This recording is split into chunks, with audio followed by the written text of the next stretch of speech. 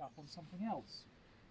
She said there has also been the sighting of 2 dogs by the fire, and this is true because, again, some years ago there was a power cut down here at the Buddle, and in the darkness many people saw a silhouette of 2 dogs sat by the fire that certainly weren't there before.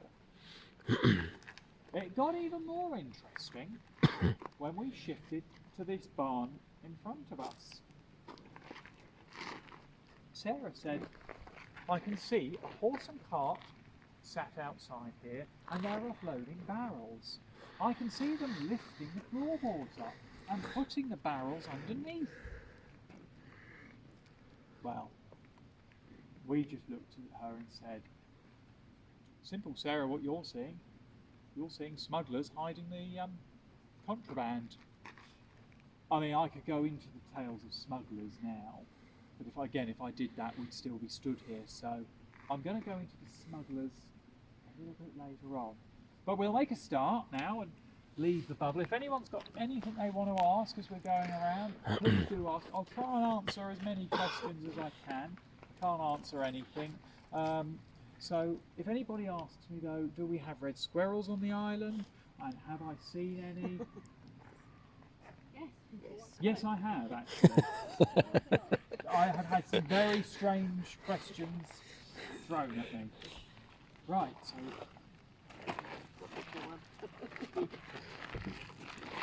that's Jupiter. That's nice to know.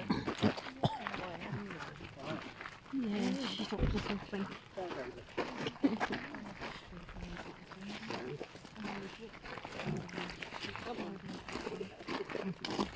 Are you ready for this? Excited by that.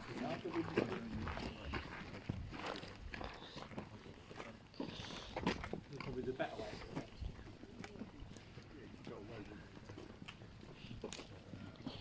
There's like a funeral going on here. Well, a lot of people think I'm a town crier. But I always choose to wear the tricorn down here because it looks a little bit more. I like it. It's a nice change from a top hat.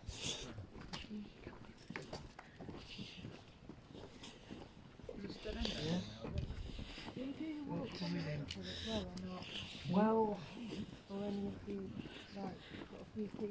I'd like to say we do, but no, we don't. I mean, if there is a private group going on, then yes, we might, but it depends. Now you can't really see it in the dark, but on that house there is a circular mark above the window. Now this is an example of a fire mark, and fire marks were simple. Back in the day, the fire services were all privately owned. They would come along and put their mark on the building. If you had a fire, the fire service would come down and look for their mark on the window or on the house. If their mark was in there, they'd come in and rescue you. If their mark was not on the house, they'd simply stand there and watch you burn to the ground. Is that really how it was then? Yeah. Seriously? Yeah. You've got a plain circle in your house. Yeah, I'm quite circles on the house now then. If you go down to God's Providence House, they have a couple of fire marks on the side of their building. One of them has a very distinct name, Norwich Union.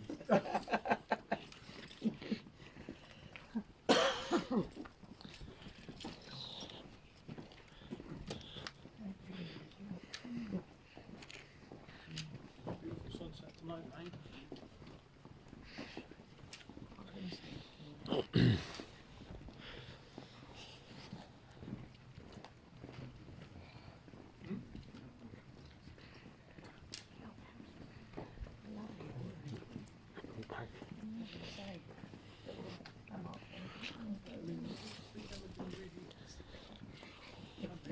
I've never been down. I've never been here.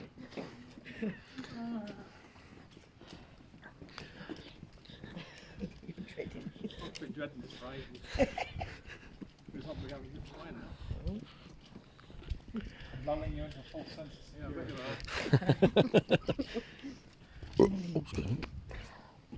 you are. That's KFC come up.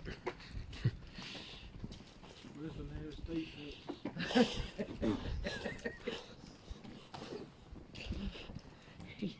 Every ghost walk, no matter where we go, seems to have a hill of some sort.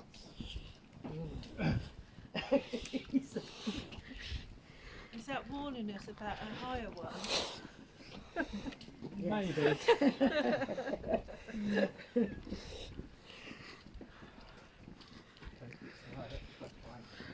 But rest assured, I can certainly tell you, I'm not rushing up them. So. That's good, because I couldn't.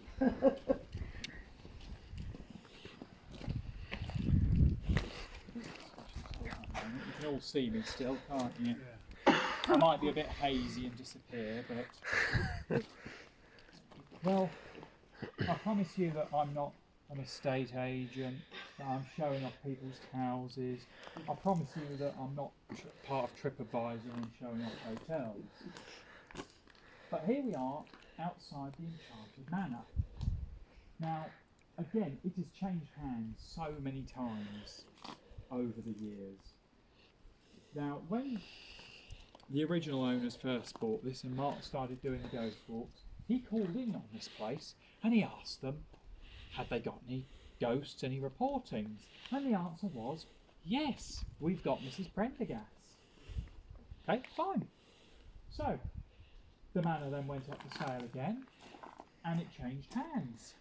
Again, Mark came down to the next set of owners, and he asked them the same question. Got any ghosts? And again, the response was yes. Mrs. Prendergast. You might wonder, why is Mark doing this? If he knows well, he was doing it deliberately because he wanted to see what other people were picking up on. Well, the manor eventually went up for sale again. Look, everything comes in threes these days, and it's owned by the current owners, Rick and Maggie. Again, Mark popped in and asked, have they got any ghosts? And they said, yes, Mrs. Prendergast. And we've also, they said, had seen the shadow of a man round the billiard table that they had in the hotel. When they first moved in, Rick and Maggie saw this billiard table and they said it didn't fit in with what we wanted it. So we moved it. What we didn't realise was it got moved to another part of the hotel and you could still see the shadow of this gentleman round the billiard table. Now, as one does when one buys a house, an apartment, whichever, you want to put your own stamp on the building. And Rick and Maggie wanted to definitely do that. So they got a young chap in to do a lot of the work for them called James. And a lot of the time he was going to be on his own, but which didn't bother him. So one day he was working away in the room, and downstairs in the main part of the hotel, the door slammed. James shouted out, "Is that you, Rick?" No answer. Well, he thought miserable so-and-sos and carried on with his work. The next day, James went up to Rick and said, Did you come back at all yesterday afternoon? No, said Rick. Well, as he got further into the hotel, James realised he couldn't do everything on his own, so he got a colleague to come and help him out. And they noted that when they were in the upstairs rooms, they always around the evening time got this lovely smell of this lovely jasmine perfume. And again, as they got further into the rooms, they were working away one day when the door suddenly slammed. James's colleague got panicked and went to go and open it. And it was almost like somebody was on the other end of the door, holding it. They were on their own, so they knew it was nobody else. Eventually they could open the door, and they kept a little wedge on each door after that, just to make sure nothing like that happened again. When they got to another room, again I said they had that wedge there, they got this lovely smell of jasmine, this jasmine perfume one evening. And then they saw this wedge starting to move slowly away from the door, as though a little foot was moving it. Well, eventually it was all finished, and the Enchanted Manor is what you see of it today. So, we can definitely say the jasmine perfume is Mrs. Prendergast, because of course, what would you ladies have done the last thing before you go down to dinner? Quick spray of the old perfume and downstairs you go. Other people have been there and they've also picked up on children, which explains the door being held shut as though somebody's on the... Because spirits of children are mischievous. They will always like to play jokes, they will always like to play pranks. But I wouldn't let... That doesn't put me off. I think it is a beautiful hotel. I've been in there many times. And I would say Rick and Maggie have done a fantastic job on the place. But, I could stand here and talk about it for a long time, but I will press on, for we have got a lot of places to cover. Does anyone else want to go in front? No. No. They always say no. I need to record in front. Oh, fucking let's go.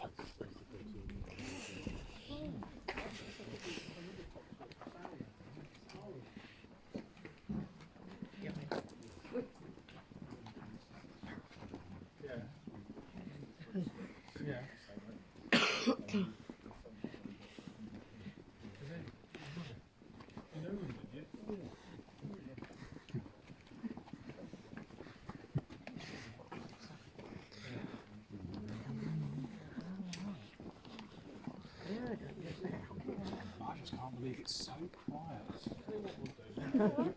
I was down here in the summer, and usually you get car after car, and it's... We'll go along this. Come down here now, and all of a sudden, where is everybody?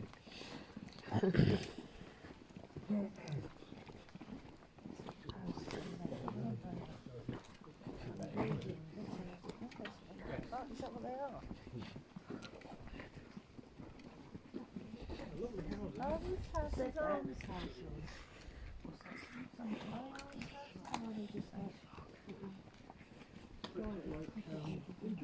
Yeah, they are.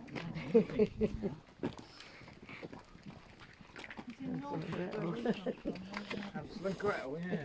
You're right. I would have thought they had some history, because, for example, that one is the watch house, so... I mean, they're lovely houses, I mean, I quite frank, I wouldn't want them. Because unfortunately, where you're right by the coast, I don't want to open up this near back door one day to find that half the house is gone.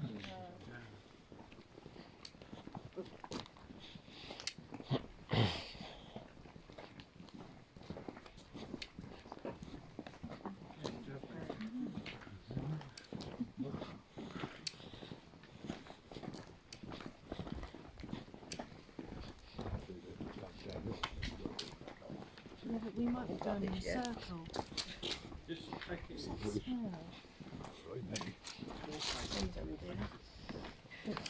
found something. Well, what going down? Yes, I'm saying it's Christmas deck up already.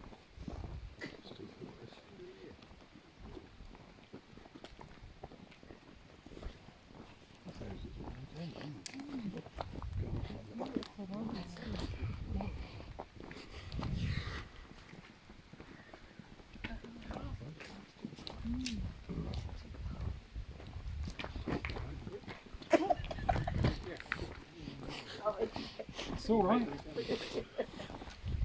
Quite old there. Well, unfortunately, that's one thing the island is a bit problematic with. Oh, I know, tell me that. Whenever I speak to any tourists, I've said, have you enjoyed your time in the island so far? And they say, oh, the roads are shocking. They're horrible.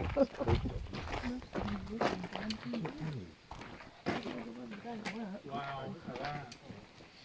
Look at what? Look at that park up there. So it's all lit up. I can see them all. How's the other half, Liz? Oh yeah. Cheap affordable housing, isn't it? No comment. What the government hardly say. Oh, cheap affordable housing.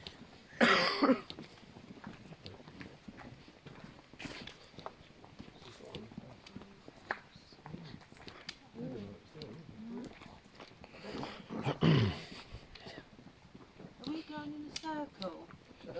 Well, yes and no. No, we're doing a line Oh, because okay. I'd love to say we're doing a circle, but to be honest with you, I'm not really keen on scaling up a cliff.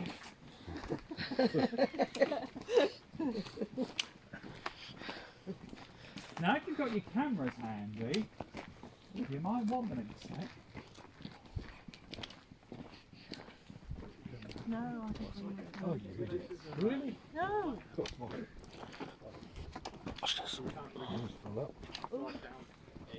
No, it said no vehicles. Oh, there's the lighthouse.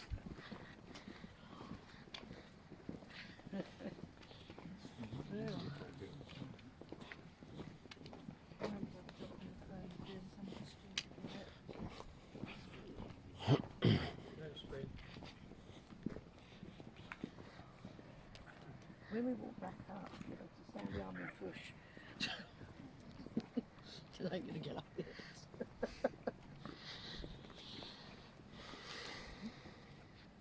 No, we're just doing a brief stop and then we'll carry on down. Right. Now,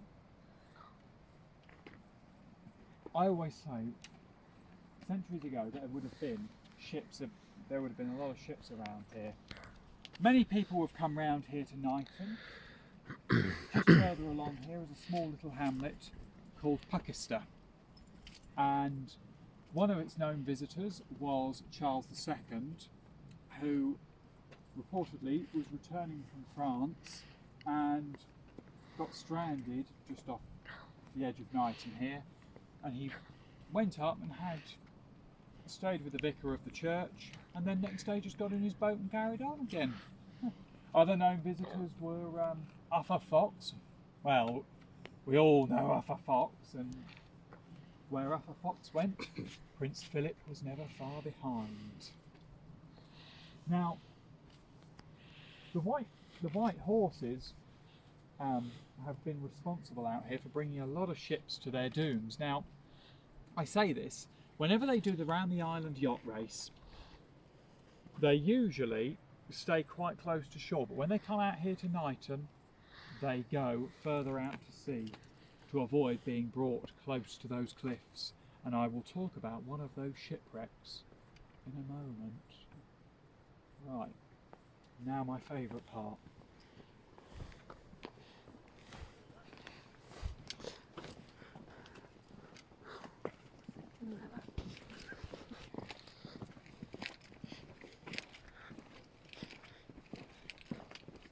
Now, if you've done our Botanic Gardens walk, you usually get a trip down the old tunnel.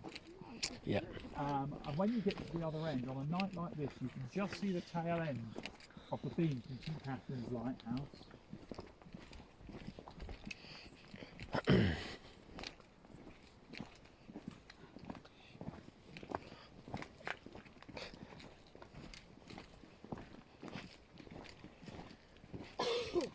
Bless you.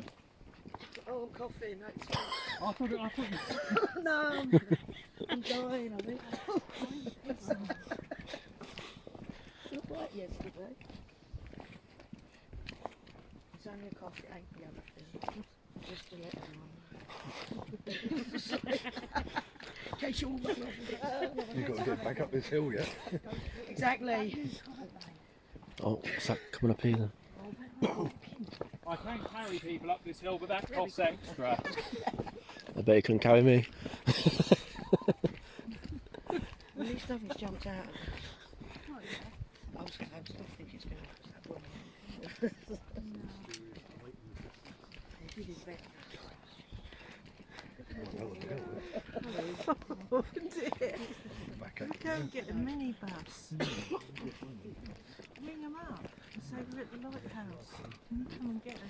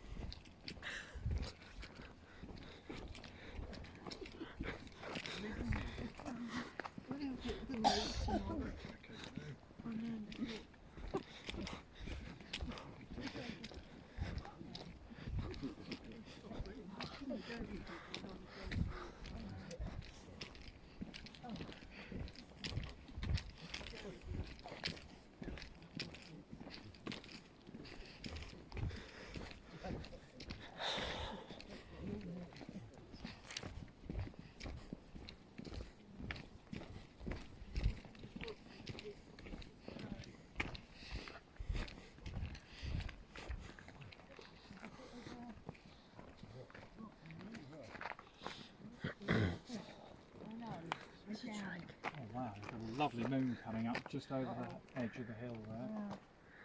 And the full moon, wasn't it? 2 days ago. That's right.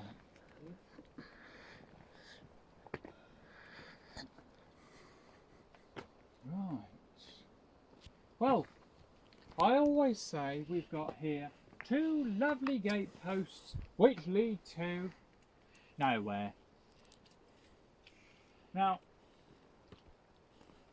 in the 1700s, the Kirkpatrick family came to the Isle of Wight, and they were quite a wealthy family. They had such a note called a Kirkpatrick banknote. Gay Baldwin has one of these Kirkpatrick banknotes, I'm told. Every time I see her, I keep saying, you must show it to me, but it's never, it always slips my mind. Anyway, I'm digressing. So anyway, Miss Kirkpatrick was due to marry, and her father promised her a fine house. So, Miss Kirkpatrick chose where she wanted her house built. Then she employed a couple of stonemasons to build a lovely pair of gateposts which would lead down a wonderful drive to her beautiful house. It was during that time Mr. Kirkpatrick's financial advisors came down here, and they took one look at the area and said, "You can't build a house here. The ground, it's not strong enough." So Miss Kirkpatrick had to pay the stonemasons for their hard work and for their gateposts. She did, however, get her house. She got her house just further up the top of the hill here, and Miss Kirkpatrick became Mrs. Prendergast. Oh. Right.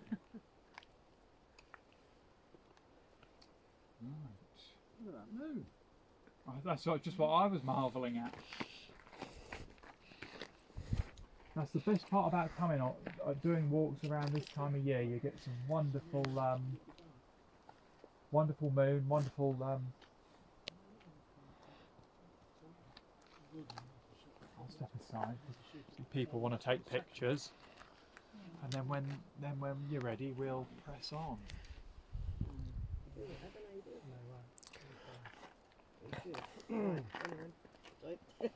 Taking pictures of them. That's fine. Camera and tripod. I've got a camera and tripod. I always say to people, just take, if you want to take pictures on these walks, take as many as you like.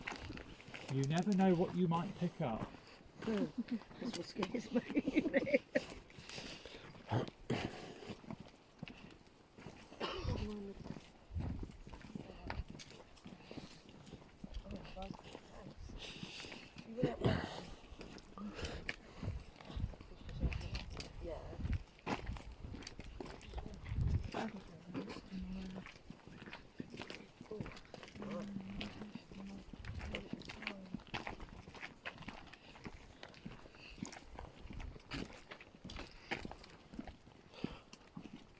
Excuse me.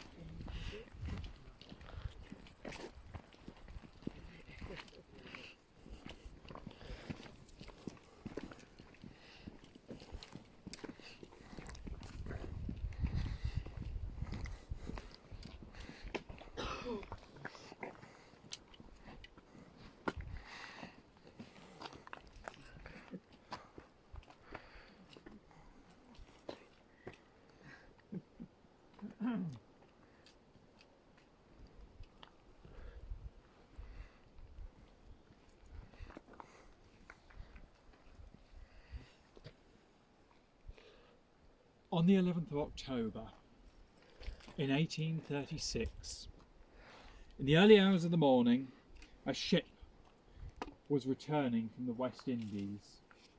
She was carrying sugar, spice, and a few passengers. Her name was the Clarendon, and she'd been caught out in a stormy sea. A few fishermen stood on the cliff tops here. One of them was a gentleman called John Wheeler. Suddenly, he ran across the cliff tops, shouting out to his colleagues, "She'll strike a black gang, men! She'll strike a black gang!" By the time they all got to Black Gang, Wheeler's predictions were correct. For there was the Clarendon, wedged between two rocks, being tossed about by this mighty sea. Wheeler knew that he didn't have time to mess about, so he grabbed a coil of rope, tied one end around his waist and gave the other part to his colleagues, and then, without any regard for his own safety, he plunged into that mighty sea, swimming with all his might up to the ship. When he got to the ship, he looked up at them and shouted, "You must jump into the sea. It's the only way." But these people, they were absolutely terrified, and they clung for dear life. While the first of these huge waves crashed over the Clarendon, Wheeler was knocked back. He again swam up and shouted, "You must jump into the sea." One man jumped in, followed by a second, followed by a third. Wheeler swam up to the first man and shouted out to his colleagues, "Pull me in!" Once Wheeler had been pulled back out to sit at the beach, he laid the first man down with his colleagues and went back into the sea to rescue the other two. As this was going on, the second of these huge waves crashed over the Clarendon. Wheeler swam up to the second man, and again they were pulled in. By now, his own strength was starting to fail. His colleagues said to him, "Look, you've saved two now. There's no more you can do." But Wheeler didn't want to leave a third man floundering about out there. So, despite him being very tired, he went back into the sea as the third of these huge waves crashed over the Clarendon. Wheeler swam with all his might. As he got close to this man to grab him, the fourth of these huge waves crashed over the Clarendon, and they were briefly parted. Wheeler again swam with all his might up to this man and got hold of him. As they were being pulled in, the fifth of these huge waves crashed over the Clarendon, and she broke. And no more lives were saved that day. When the storm had cleared, the locals helped gather the dead on the shore. It is said that one man stood with tears in his eyes at the sight of the two Shaw sisters. In life they'd been so beautiful, and in death they were just unchanged. But the strangest of stories belongs to a Miss Gurley. Now her body was not brought ashore. Her body went along the Solent, and eventually her body was washed ashore on her father's private beach in Southsea. She literally found her own way home, and that was a true story of the time. But after that, there was a big hoo-ha from the locals saying, "We must do something to save lives." So, in 1837, construction for the St Catherine's Lighthouse began. She was finished some years later, and originally a lot taller. Being the height she was, they whittled her, she would be too tall to save anybody's lives, so she was whittled down to the height we see her today. But I take us now back to Black Gang. Now, the Victorians, they were a morbid bunch. I just say it. Unlike us today, where we like to go and see where famous people lived, look for the old blue plaques on the houses. No. The Victorians, they had one better. They liked to go and see the site of famous shipwrecks. 6. Oh, goody. So, the Black Gang Hotel was constructed. And some time went by, because the hotel was there for a long time. A gentleman turned up and said to the receptionist, I'd like the key to room 13. The receptionist said, OK, love, if you could just sign the guest book. So he did. She gave him the key to room 13 and disappeared off. Now, when we did our overnight investigation at the Black Gang Chime, we went into where the Black Gang Hotel was. If you go through the main entrance, you've got the cafe on your right-hand side. You go into the cafe, you go through the staff-only doors, and you see the old carpet, the stairs that are one way up and one way down. All the doors still have the numbers on. They're used as offices today. It was fascinating to see those when I went down on that investigation. So anyway, this gentleman's been given the key to room 13. The manager came down to see how things were going.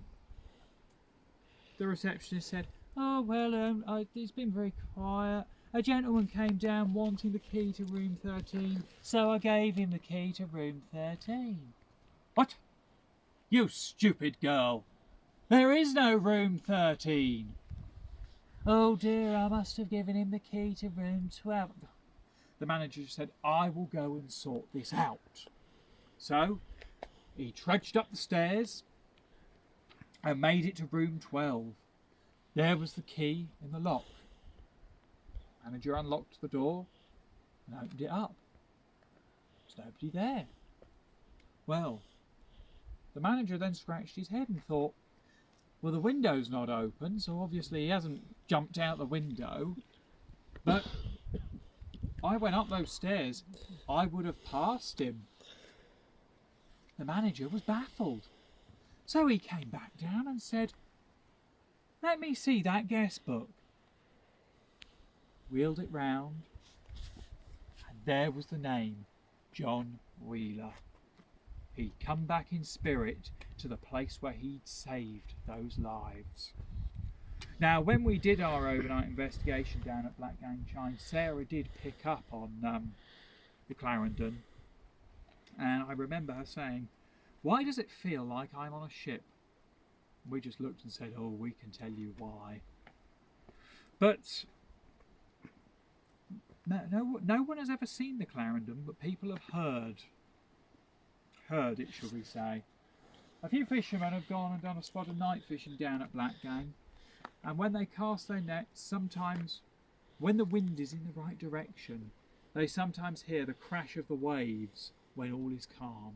They hear the screams and the cries from those that perished that fateful day. And with that, we shall be going down to Noel's farm, the furthest point tonight. Isn't there, when we did the Ghost Bus a couple of years, he took us to a graveyard not far from here, and there's some of the bodies that are from the Clarendon in the graveyard. That's right. Chale Churchyard. Yeah. Amazing what I can remember. I'm sure you're not from the Victorian time, Mr. Gloom.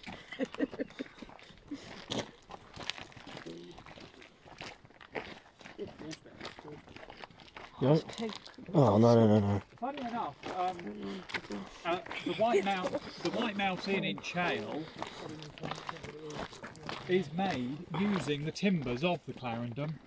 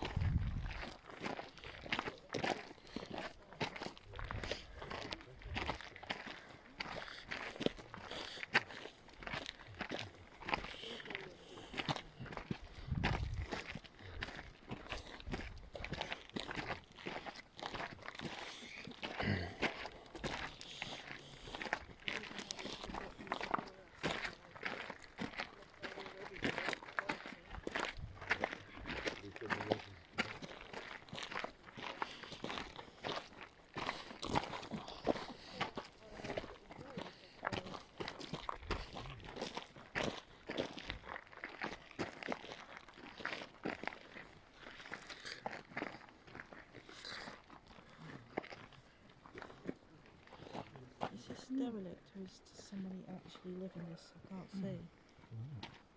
Is this a derelict farm or does somebody actually live here? Because I can't see. It's self-catering. Oh, is it? It Yeah. just looks so dark I couldn't see. Now, funny enough, you say about Noel's farm. Again, this has stood here for some centuries. As I said, this is the farthest we go, and then we'll be going back on ourselves. Originally, it used to be very dark and dingy on the inside. I think the lighting has changed from what I'm told, but Mark remembers going in it many years ago, and it was still very dark. The lights were very dim. But it's also the location where Marconi sent the first wireless transmission, and Barry, the owner, still finds fragments of old battery core to this day. Now, years ago, Barry and Kathy were sat down one night before they were due to go to just before bed, having a cup of tea, when they suddenly heard this tapping on the window. Now, they dismissed it, instant reaction, it's only the wind. Then this tapping carried on. Again, they ignored it. Then this tapping wouldn't stop. So they went to the window, opened up the curtains, and there was a gentleman in a grey frock coat and top hat tapping on the window. They knew he was a ghost. They could see straight through him. Staying on site at the time was a medium, and a medium did move the gentleman on. The gentleman's story was he got shipwrecked round here, made it to the area of Noel's farm, but sadly the cold of the sea and the cold air around him got to him, and hypothermia took his life. But it's a very interesting area. So you had the gentleman with the grey top hat, but Barry had his own story to tell about this place. He said, I had 2 dogs, and he said I used to take my dogs for walks round here. But as time went by, I started to notice that one of my dogs was starting to show his age and was struggling to keep up. The second dog was also, it wasn't as old, but still wasn't Somebody's in there. feeling Look good at the way either. top. Look at the camera. Look on outside. So Barry got this decision. Do I have both dogs put to sleep? But then or do I put the older one to sleep? But then how's the younger one going to feel? But he's not. In the end, Barry made the decision to have both dogs to sleep. About a month later, Barry was going through Newport, and he bumped into a friend. Oh, hello, Barry. How are you doing? He said. I only saw you. Oh, strange. I only saw you last week. And Barry said, "Oh, yes, did you?" "Yes, I saw you," said friend. "I saw you with your dogs walking along the field here." "No, you didn't," said Barry. "Yeah, you might have seen me, but you couldn't have seen my dogs." "Oh, no, I saw your 2 dogs." "No, I had both my dogs put to sleep." "Are you sure? Because I know you're 2. And it seems Barry's dogs were still walking around with him, round the place that they know and loved. Your sweet story for tonight. Now, we should be heading like. Is there somebody side? Look, if you look at this camera here, look, where it lights up again. What's that there? See it? I don't know. Is there somebody up there? Yeah. I'm getting. He's just stood there, isn't he? He's getting pictures of orbs. Well, I've zoomed right in on my camera here, and I've gone right to the very top, but actually see someone stood there. But nothing that way, but that one You see it? again, and then. There's something here. Does anybody want to see this? Everyone have a look at this Come on picture. then, let me If up. you zoom into, I've got to stay away, because I've got a camera focus at full Sorry, potential. I'm getting in your way. If you look here on the outside, when it lights up, you see someone stood there. See, watch. I'll do it a bit more that way, a bit. What is With that? a cloak. And your friend, is it? Better not be. That's what they're saying, the lighthouse. Is it? What is that? Let me so you You'll zoomed have to right go and in. investigate the lighthouse that one But in. my pictures are crap. Oh, I'd love to, but it's privately owned. How long's that lighthouse been there for? Since 1837. Oh, there you go. My pictures are shit. Wow. But that's what I'm saying. Look, I've taken a picture. There's no orbs, but all the others, there's orbs. Yeah. Well, normally the strange thing is the lighthouse beam is actually on, and it's usually doing the circle. It's not doing that at the moment, is it? It's not. I'm That's sure they've all been changed because the law. It's just flashing now, isn't it? yeah. Time law, they've changed a lot to the LED panels. Oh, so basically just a flash instead of a swindle. Yeah, There's it's like nothing. a When I go to half- that, 180-degree sort of panel, so it be a doesn't come fly, one of behind. them, but no. That's very strange, Alice. Very strange. I've no idea what it is. The I'm trying to normal lighthouse is 360, isn't it? That's right. Things No, are it's flying not. be everywhere. It's only wouldn't they? 180. I can't quite zoomed in, like, and I can't quite work out what it is. It's gone now. What a cracking moon, though. Oh, I know. Now mine, You've all picked a good night to do this. Yeah. see that? It's gone. Isn't it? I still think they're orbs. Interesting. It's moving If it had been about. wet and windy, you would have told no and bother. Oh no! If it was wet and windy, as I said, I wouldn't have See, that's on the wall. as been well. doing this walk. We'll walk back up. I can see. Yes. Yeah, you've And got then some good ones there. There and then that one. You've got some good orbs. But then I'm saying, she said now they're flies. And I'm thinking, well, why No, not? I said maybe they it might was be, a but then why fly. not that side when I've taken a If picture? there are flies there, they'll reflect off the light one day. There's no light to reflect off. No. No. So, And sometimes you're lucky you can see faces in orbs. oh dear. What's the defib?